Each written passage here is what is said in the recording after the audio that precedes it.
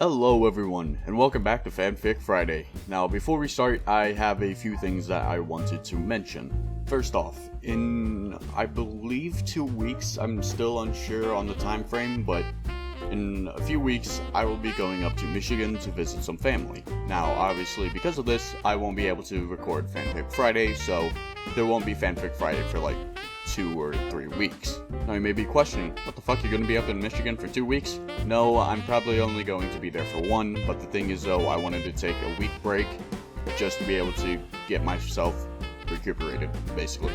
Plus, also, the fact that I wanted to be able to make up any videos on Transistor or Bon Voyage that I may have missed. Because with them, I record them 2 weeks in advance. But Fanfic Friday, I can't exactly do that, so I mean, I guess I could, but it would be really weird. Second off, I will not be doing voices in this video, just to sort of see how well it works out, because of the fact that I'm not a voice actor, and I never will be because I'm horrible at doing voices. And to be honest, I think it would be a lot better if I just read it regularly. Third off, those of you with the keen eye may have noticed that the logo looks a bit different in the thumbnail, and also the Friday on the screen looks a bit different. It's blue instead of green. Well, because I forgot to fucking mention it in the last episode, I will now explain how the logo will work. Basically, when I first created the logo, you know, I call it a logo, but I'm not entirely sure if it is one, but When I created it, I didn't know what the colors would be, but then I realized, well, why not just base it off of the series? And that's how the colors came around. Yellow for Pokemon, red for Mario, green for Legend of Zelda, and blue for, well, I'm sure you can guess because, you know, it's not that hard. But yeah, basically the colors of the logo will change with the series that I'm doing a fanfic on. Now I'm not sure if I mentioned this in the last episode or not, but any fanfic that gets finished will be replaced with a new one in that slot. So if I were to finish Mario, I would get a new fanfic and it would be put in the middle area. I was thinking about just putting it at the end, but that just seems sort of weird, so that's all I wanted to mention, so let's just get right into this, shall we? Starting with, you know it, Pokemon Attack and Mewtwo. And another author's note. I know I'm not very good. It is too early for this, it is too early. I know I'm not very good at spelling, but I don't think that matters. But I don't think matters. You can still understand me, right? Yes, but sometimes it's hard. Okay. Besides, English not first language. I sort of thought so. Also, I have not played Pokemon games, so I don't know how to spell certain moves, okay? But like I said, don't matter. And where's the rest of it? That's it, that's literally... There isn't even a closing parenthesis. Well, I guess this whole thing is an author's note, apparently. Sarah and Jake find themselves in Saffron City and saw clones everywhere. Oh no. I'm already rearing up and there isn't even anything that funny. Oh no. They're everywhere. With a, you're wrong there, said Jake. Don't worry, said Sarah, and then Eevee turned into an Umbreon, but it was still pink. Umbreon, I just realized, but there's a whole evolution process. Is it nighttime? Like, I'm pretty sure that's the sort of, like, evolution thing that you gotta do. It's gotta be at night. Because if it's at day, I'm pretty sure it's psychic. I'm not entirely sure about the whole evolution chain. But oh well, we're not worried about that right now. Mewtwo ordered the clones to attack, and they started to blow Whoa there. An entire fucking building. Do you know how much you have to fucking dislocate your jaw to deep throat a building? Or maybe you don't have to do it. Maybe you just have to stuck on the corner.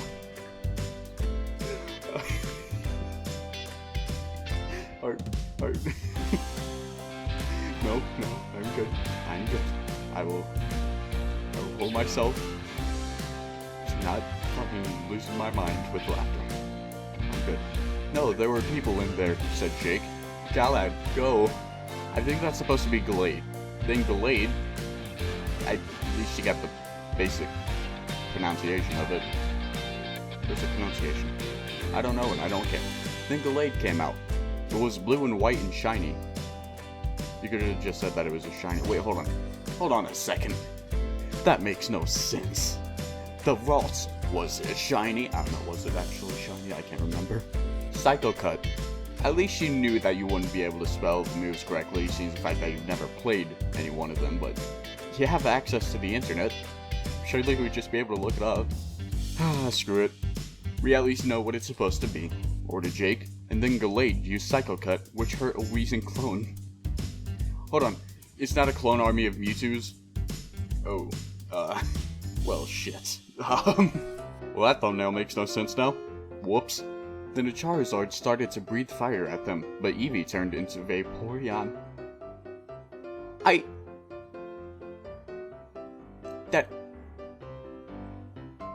What? That's not how this works. That is not how this works at all. You can't just go from Eevee to Umbreon, somehow go back to Eevee, and then to Vaporeon. That is not how it... I'm criticizing your fucking fanfic.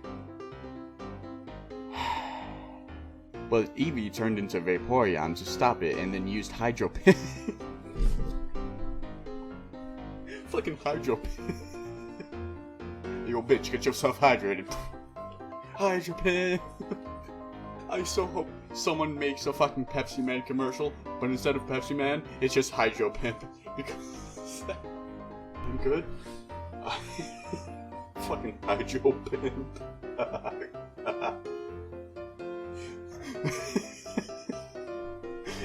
Okay. Oh no, my eyes are starting to steer up. Did I just say steer? Oh, fuck it. I can't be bothered anymore. I can't be... Fucking Hydro Pimp. That is the stupidest shit ever. I love it. Then more clones came, and Eevee changed form to stop them, but there were too many of them. Again...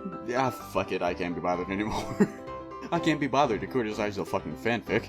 Should that just be my job? Review fanfics? Oh no. That would be such a horrible fucking job, but I feel like it would also be great just to see the amount of shit that there is.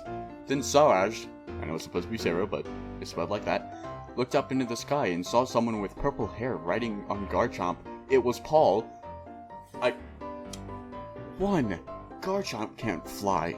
2. Who the fuck is Paul? 3.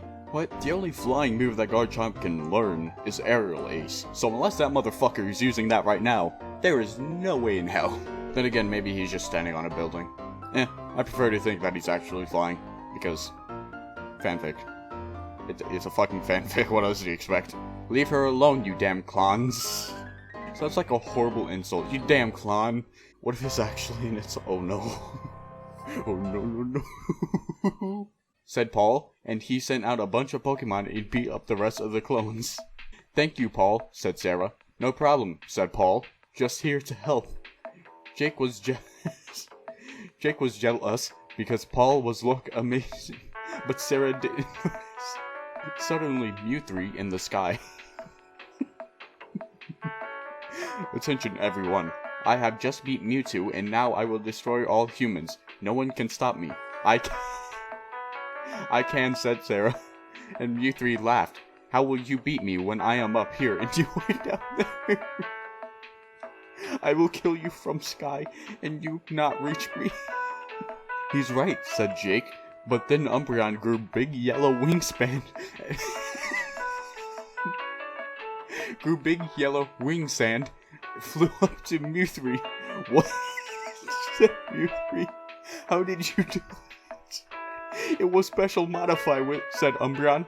You talk too, said Mewtwo. And then Umbreon used feint and attack. And it was super effective. So Mewtwo used genetics on your Pokemon.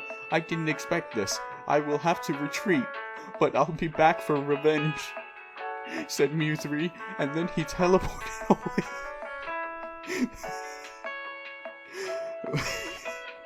One more. No fair, said Jake. How did this happen? Asked Sarah. Mewtwo gave me extra special genetics, said Umbreon, then turned back to Eevee. I am sorry for keeping secret. It's okay, said Sarah, but we will need to find Mewtwo, and we should train for next battle. I'll get...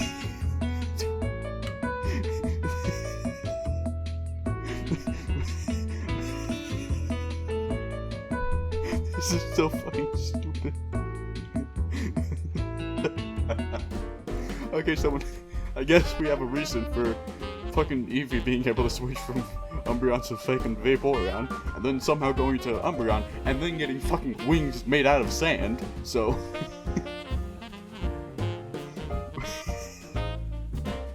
What the fuck? Just what the fuck? Alright, I have calmed myself down, and I'm ready for Mycophobia. Jesus, that was fucking one hell of a show, and I have no idea what to fucking expect for this one, so... We'll just have to see, shall we? 4 hours later, well... Alright. We've tried everything. Can we please go home? Luigi asked. He was tied to a stake, surrounded by scented candles, and covered in shaving cream. What a fucking start. No. Don't take the donuts. That's what they want, Mario muttered. He was asleep in the grass. I just don't understand, Professor Gadd said, pacing back and forth. We can't go home.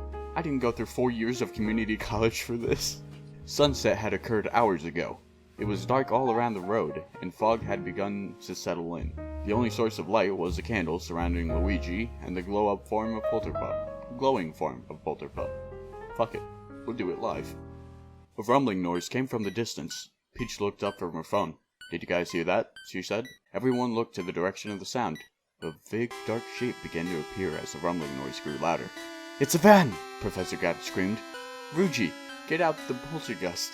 I think that he means Luigi? I would assume. I'm tied to a stake, Professor, Luigi answered, like a tired old man. You could hear his resignation to death in his voice. Oh, Luigi, no. Everybody braced for the van's impact. Daisy prepared to record the ghost. Mario was still passed out in the grass. They were all pretty confused and let down when Wario and Waluigi emerged from the fog. Yeah, I had a feeling that it was them. What? Peach cried. Why are you here? Mario told us your exact coordinates and your plan to exorcise the van ghost for the sake of the kingdom.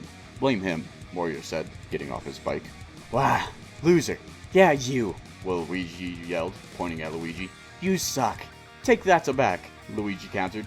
You're lucky I'm tied to this pole. If I wasn't, I'd give you a piece of my mind. Just then, the ropes holding him to the pole loosened, and he fell to the ground. So they just go at each other for no fucking reason, okay?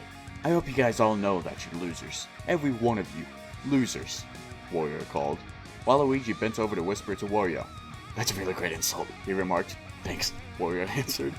Wait, where the heck is Mario? Daisy said, still pretty disappointed that she couldn't get Danger Dan on video, get tons of money from posting it on the internet, buy an island, live in a sweet mansion, and get tons of sweet babes to serve her cheesecake and kiss her feet in said mansion. Okay, that got a bit weird towards the end. Peach was going to answer and tell everyone that Mario was sleeping in the conveniently high grass like a lazy slob. Jesus, Peach. But she was cut off by a sudden noise from the distance.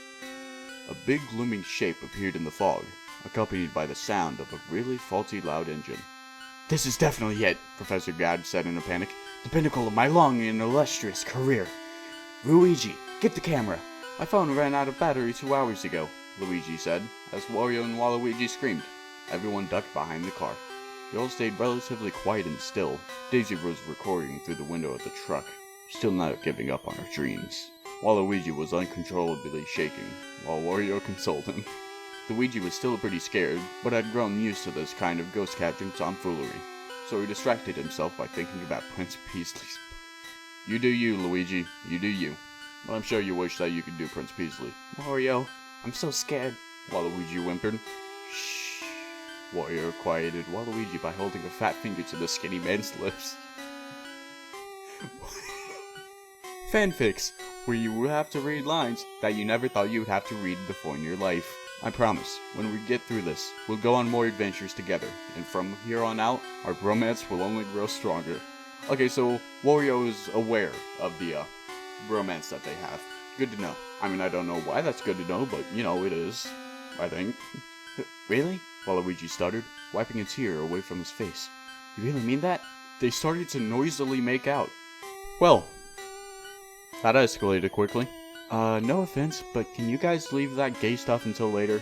We're kind of about to be killed by a ghost guy in a van, Peach hissed through the cracked car window. Hey lady! Wario temporarily stopped making out with Waluigi to sneer at Peach. You're just jealous of our relationship. What better time to make out than when you're about to die? He's got a point, you know, Daisy commented from inside the car. Shh! Luigi broke out of his Prince Peasley butt fantasy long enough to silence the argument. A larger-than-usual van rolled out of the mist.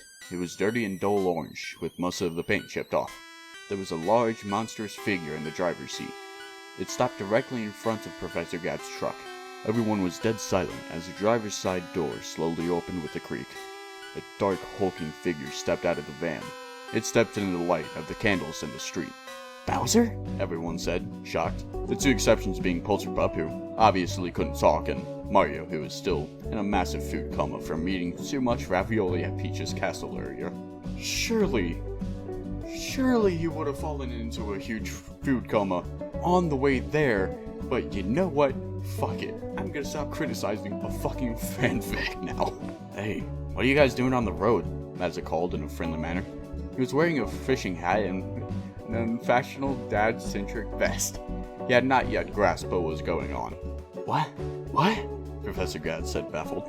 "Yeah, me too, buddy," Warrior grumbled. "I might ask the same of you." Peach stepped out from the truck to face Bowser.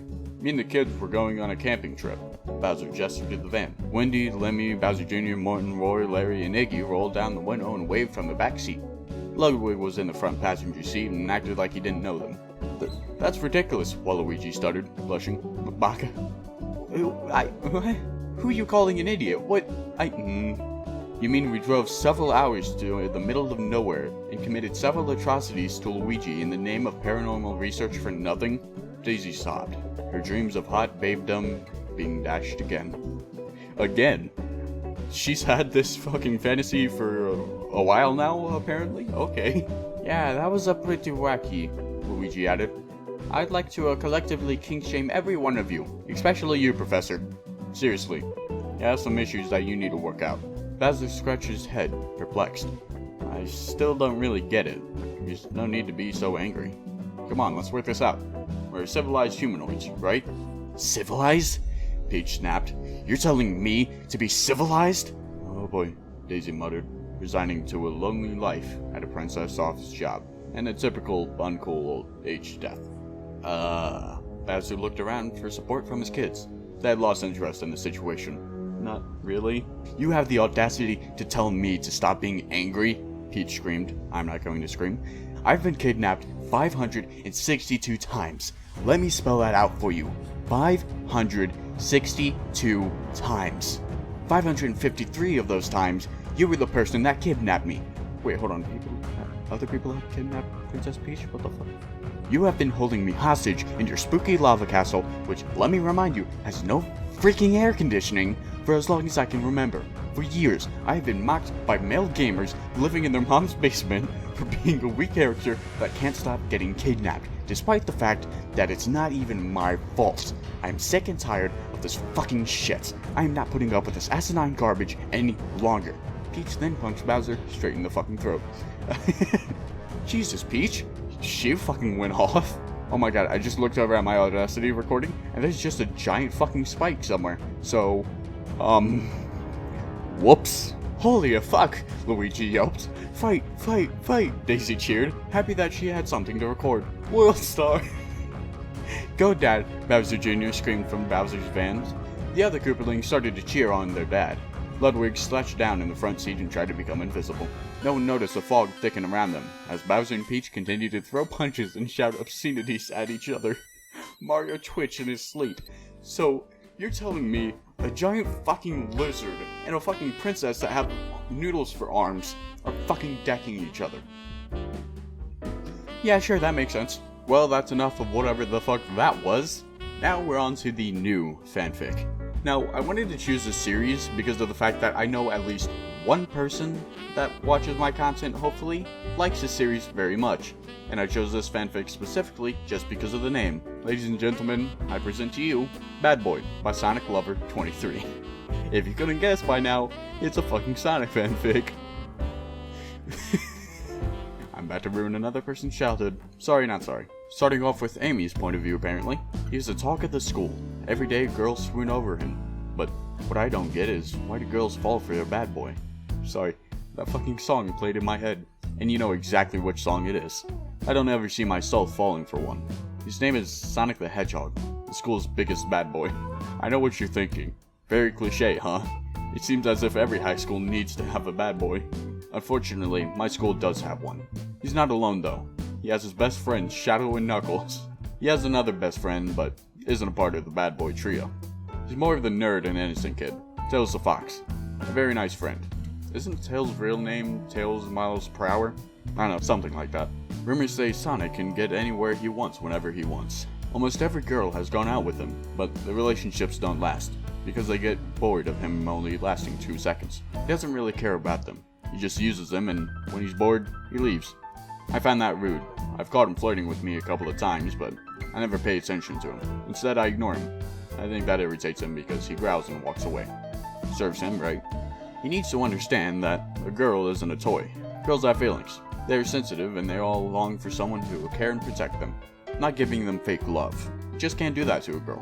One day though, you'll find someone that will punch him in his face.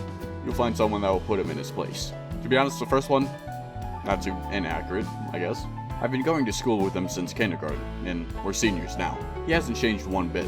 Well, in the first grade, he was the complete opposite of who he is now.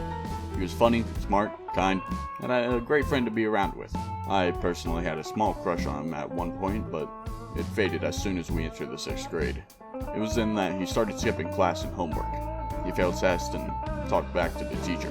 I just knew it was only going to get worse in the upcoming years. I was right. 8th grade, he started getting into fights. It was ridiculous. He started wearing leather jackets and sunglasses once in a while.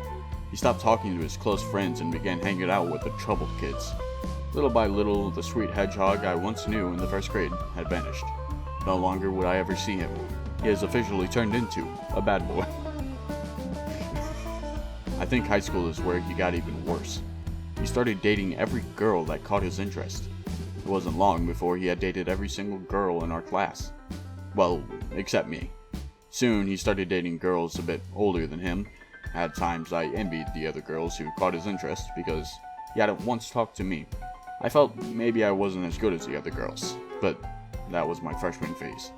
I'm a senior now, and regardless of what he thinks of me, I could care less. Shouldn't it be I couldn't care less?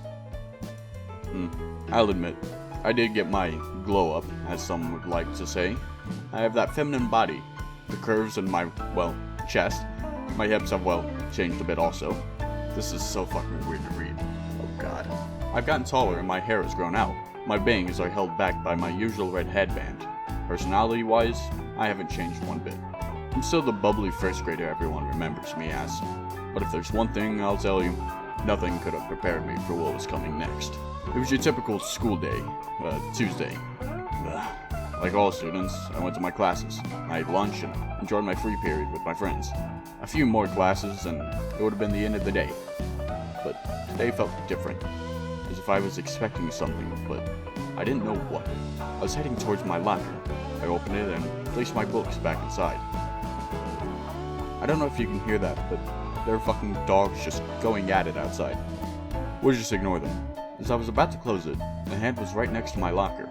I was startled and crouched behind my locker. I turned around and realized it was none other than Sonic the Hedgehog himself. He chuckled. He lifted up his shades and stared at me with those emerald eyes that I rarely see. He looked at me up and down, and I couldn't help but feel a bit warm. I was praying I wasn't blushing, but I must have been because he then grinned. Darn. That's it? Just darn. What's up, Amy? He asked me. Oh god. Oh gosh, his voice sounded so sexy.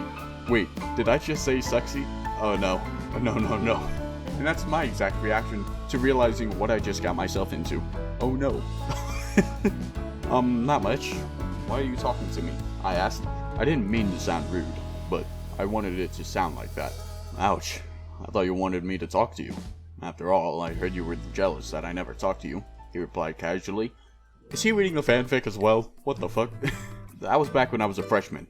That changed. I looked down as I spoke to him. Is this the effect girls get when he speaks to someone? Because yikes, I think I'm starting to fall for it. God, this is so fucking... I think we've just officially entered cringe territory. I see. Well, what do you say if I took you out sometime? Say no, Amy. Say no. I scoffed. Take me out? Do you think I'm some other girl? As you can see, I have respect for myself, you know? Whatever it is you're trying to do, I won't fall for it. You seemed a bit hurt.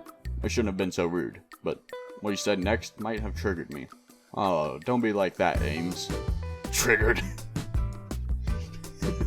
He used my nickname from when we were kids. He stopped calling me that after first grade ended. He remembers. Why do I feel so touched by this? I don't know what to say. It was as if he had me under a spell. I was not myself. I somehow had this sort of scenario in my mind at all times and played what I would do if it actually happened. I'd be rude to him and walk away. Why isn't it happening right now? I sighed. I had a feeling if I said no, he would have other ways to convince me. I don't want to know what he has in mind. Okay, fine. When? Friday at 7:30 p.m. I'll pick you up at your house. And just like that, he winked at me and walked away. I was speechless. I'm pretty sure my face was red. That sneaky hedgehog got what he wants. I easily let him. He knows where I live. The town was sort of small, so everyone knows each other. The house I live in has been my house since I was a baby, so we all pretty much know who lives in which house. Sonic happens to live 1 block away from my street. I walked home practically blushing and smiling down at the floor. A couple girls from my school glared at me. They knew why I had this silly smile plastered on my face. Every girl knows that look. It meant Sonic the Hedgehog made conversation with you and asked you out on a date. They were jealous. Well, you know what? I don't care. They had their chance, so now it's my turn. I got home and ran to my room. I jumped on the bed with glee and was waiting for Friday to arrive. What is it with this boy that had me feeling so many things at once? And that's gonna be it for this section. Jesus, that was so fucking weird to read. I'm sort of uncomfortable right now. I'm not gonna lie, I'm sort of feeling a bit off. That is it for this reading. Now once again, there won't be a Fanfic Friday for 2 weeks in like 2 weeks. But other than that, enjoy the blooper montage that I'm now going to try to put at the end of every episode. Hell, maybe that blooper montage will just completely disappear if I get good at reading enough. If I get good enough at reading. Ah, fuck it, you know what I meant. Thank you all for watching, and I will catch you all in the next video. See ya. Sarah and Jane. I don't know, and I don't care. We've tried. It was dark all around the road. It was dark all around the world. You do you, love. Killed by a ghost guy in a van. Through the crack of the car window. Broke out of his prince. Yeah, not yes, grasps what was going on. I'm an ass. Me and the kids were going on a tramping. Her dreams of hot, but real civilian. I'm not putting up with this sand. And I chose this fanfic specifically by my usually red hand. But if there's one thing, I was startled and he stopped calling me. I somehow had this sort. I don't want to know what he had. I don't want to know. And just like that, he winked and that sneaky hedgehog got out. I walked home practically brushed. I got